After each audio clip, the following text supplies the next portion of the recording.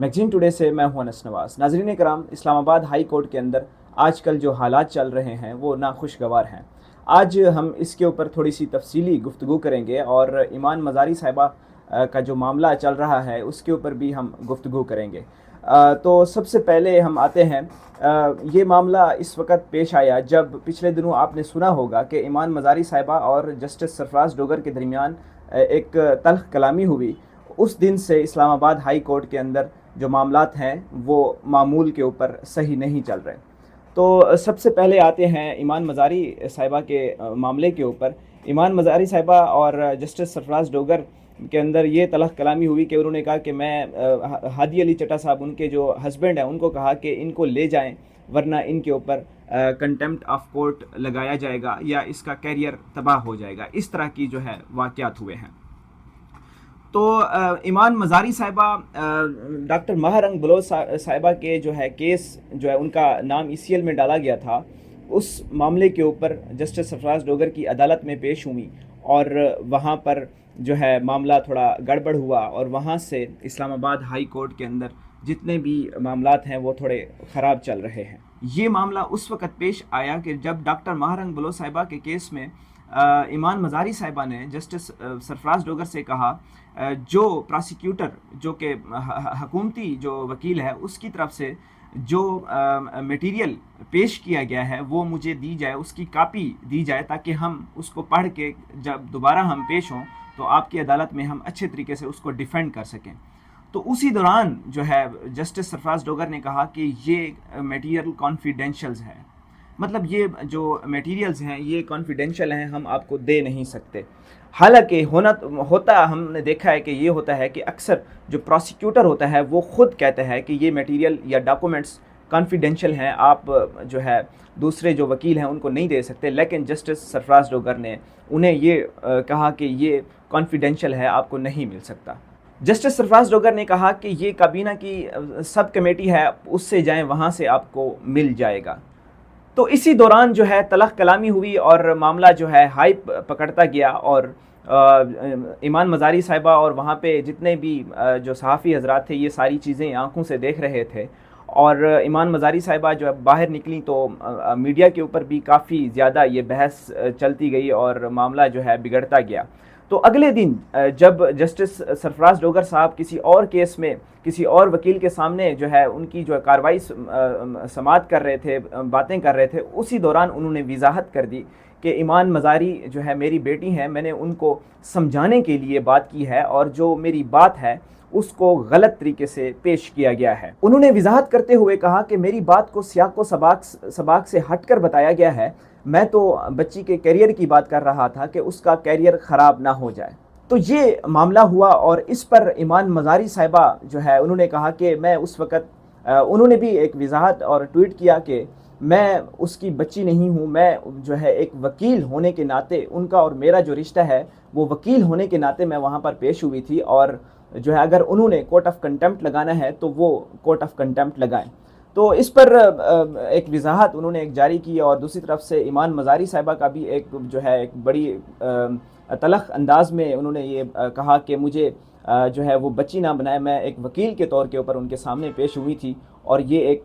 गलत जो है मुझे हरास किया गया और ये नहीं होना चाहिए था। तो इस पर ईमान मज़ारी साहिबा के जो हस्बैंड हैं हादी अली चट्टा एक नामवर वकील हैं और बड़े ही कम्पिटेंट हैं, हम भी उनको जो है हाई कोर्ट में देखते हैं और सुनते हैं जब वो अदालत के अंदर पेश होते हैं। तो उन्होंने कहा कि ये जो जस्टिस सरफराज डोगर की जो बयानात हैं वो बिल्कुल उन्होंने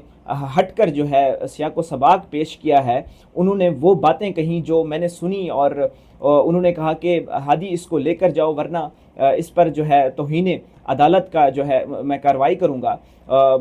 हादी अली चट्टा ने भी ये वजाहत की कि उन्होंने ये चीज़ें ये बातें जो है ईमान मज़ारी साहिबा जो कि उनको जो है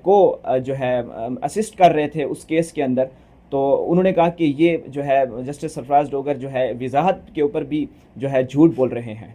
हादी अली चट्टा कहते हैं कि उनकी वजाहत जो है हरकत से भी ज़्यादा भूंडी है। हादी अली चट्टा साहब का जो ताल्लुक़ है वो मुल्तान से है। वो एक व्लॉग में बताते हैं, उन्होंने बताया कि ایک دفعہ ملتان بینچ میں جو ہے میں بھی پیش ہوا ان کے سامنے کسی اور کیس میں، جب میں ملتان میں ہوا کرتا تھا، تو انہوں نے ایک سینئر وکیل کو جو کہ ڈسٹرکٹ جو بار ہے، جو بار ایسوسیشن ہے، ان کے ممبر تھے، ان کو جب وہ ایک کیس میں ان کے سامنے پیش نہیں ہوئے تو ان کے جو دوسرے وکیل صاحب پیش ہوئے تو ان کو کہا، جسٹس سرفراز ڈوگر نے کہا کہ اس الو کے پٹھے کو، مطلب وکیل کو الو کا پٹھا کہا، تو میری عدالت میں پیش ہونا چاہیے تھا، میری عدالت جو ہے ہائر ہے، مطلب کمپیٹنٹ ہے۔ تو اس پر جو ہے ملتان جو بینچ ہے، جو ملتان جو ہائی کورٹ بار ایسوسیشن ہے، انہوں نے تالہ بندی کی اور ایک جو ہے ہڑتال کیا گیا، اور اس کے ساتھ ساتھ مذمتیں بھی ہوئی، اور معاملہ اس طرح جو ہے ہائپ ہوا اور ان کو جسٹس سرفراز ڈوگر کا تبادلہ کرنا پڑ گیا۔ اب صورتحال اس وقت یہاں تک پہنچ چکی ہے کہ اسلام آباد ہائی کورٹ کے 40 خواتین وکلا نے دستخط شدہ جو ہے ایک بیان جاری کیا ہے۔ انہوں نے کہا کہ جو جسٹس سرفراز ڈوگر صاحب ہیں وہ خواتین کو ہراس کرتے ہیں اور اس کے ساتھ ساتھ ایک تھریٹنگ جو ریمارکس ہیں وہ بھی دیتے رہتے ہیں۔ یہ معاملہ طول پکڑ رہا ہے، اور اس پر جو ہادی علی چٹا صاحب ہیں وہ کہتے ہیں کہ میری فیملی کے ذریعے کچھ لوگوں نے مجھے کنونس کرنے کی کوشش کی کہ جو جسٹس سرفراز ڈوگر کا معاملہ ہے اس پر خاموش ہو جائیں اور معاملے کو جو ہے رفع دفع کریں، لیکن جو ہادی علی چٹا صاحب ہیں وہ کہتے ہیں کہ ہم ہر فورم پر جائیں گے اور جتنے فورم ہم جو ہے آزما سکتے ہیں ان کو آزمائیں گے، اور ان کے خلاف جو ہے ہم جائیں گے کہ اس طرح سے جو ہمیں ہراس کیا گیا ہے ایمان مزاری صاحبہ کو، اور اس طرح سے جو تھریٹنگ ریمارکس دیے گئے ہیں وہ غلط ہیں۔ ہادی علی چٹا صاحب کہتے ہیں کہ یہ جو جسٹس سرفراز ڈوگر کے ریمارکس تھے اور جو ہراسمنٹ والا جو معاملہ ہے، یہ ایک پیٹریارکل سوسائٹی کی جو ہے وہ اس طرح کی سوچ ہوتی ہے، اور اس کے ساتھ ساتھ انہوں نے جو رویہ اپنایا یہ ایک غلط ہے، اور ایک جسٹس کو، اتنی بڑی عدالت کے جج کو یہ زیب نہیں دیتا کہ ایک وکیل کو وہ اس طرح سے ہراس کریں۔ تو اس معاملے کے اوپر جب ایمان مزاری صاحبہ جسٹس سرفراز ڈوگر کے خلاف ہراسمنٹ کمیٹی کو درخواست دینے کے لیے گئی، تقریباً 3 سے 4 گھنٹے ان کو پہلے اسلام آباد ہائی کورٹ کے اندر گھمایا گیا، کبھی اوپر فلور کے اوپر کبھی نیچے فلور کے اوپر جانے کا کہا گیا، اور آخر کار جسٹس سمن رفت جو کہ خاتون جج ہیں، انہوں نے ان کی جو درخواست ہے ان کو قبول کیا، اور جو ہے اس کے بعد جب معاملہ اس طرح ہراسمنٹ کمیٹی کے پاس گیا تو اس وقت جو ہے ہم نے دیکھا کہ اگلے دن جسٹس سمن رفت کو اس کمیٹی سے ہٹا دیا گیا اور ایک اور جج کو اس کمیٹی کا سربراہ بنا دیا گیا، اور جو ہی سربراہ بنے تقریباً 5 دن کی چھٹی کے اوپر وہ جج چلے گئے۔ اسلام آباد ہائی کورٹ کے اندر اس طرح کے معاملات چل رہے ہیں، اور اس وقت جو جسٹس جہانگیری ہیں اسلام آباد ہائی کورٹ کے، ان کی جو ڈگری ہے ان کو بھی جعلی قرار دے دیے جانے کا خدشہ ہے، اور ان کی جو کیس کی سماعت ہے وہ بھی چل رہی ہے، اور جسٹس سرفراز ڈوگر نے ان کو کام کرنے سے بھی روک دیا ہے، کیونکہ یہ سپریم جوڈیشل کونسل کا فیصلہ ہوتا ہے، وہ سپریم جوڈیشل کونسل فیصلہ کرتی ہے کہ کس کو روکنا ہے اور کس کو نہیں روکنا، لیکن جسٹس سرفراز ڈوگر نے ایک اپنے لیول کے جو جج ہیں ان کو کام کرنے سے روک دیا ہے، اور یہ سارا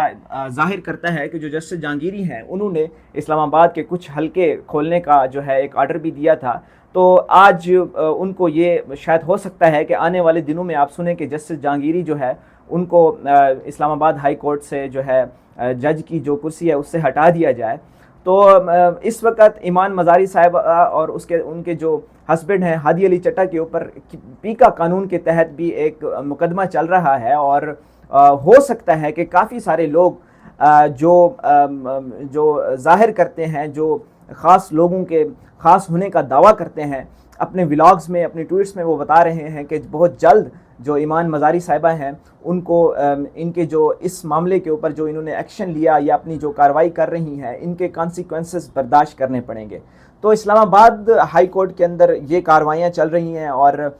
دیکھ سکتے ہیں کہ کس طرح سے ججز کو زد و کوب کیا جاتا ہے، اور کس طرح سے جو جج جن کا جو لیول ہوتا ہے، جن کی جو باری چیف جسٹس بننے کی کوسوں دور ہوتی ہے، ان کو بہت جلد جو ہے جج لگا دیا جاتا ہے۔ تو یہ اسلام آباد ہائی کورٹ کے اندر معاملات چل رہے ہیں۔ امید ہے کہ پاکستان کے اندر جو نظام ہے، جو جوڈیشری سسٹم ہے، بہت ایکٹیو ہوگا اور اپنی جو بقا کی جنگ ہے وہ لڑتا رہے گا۔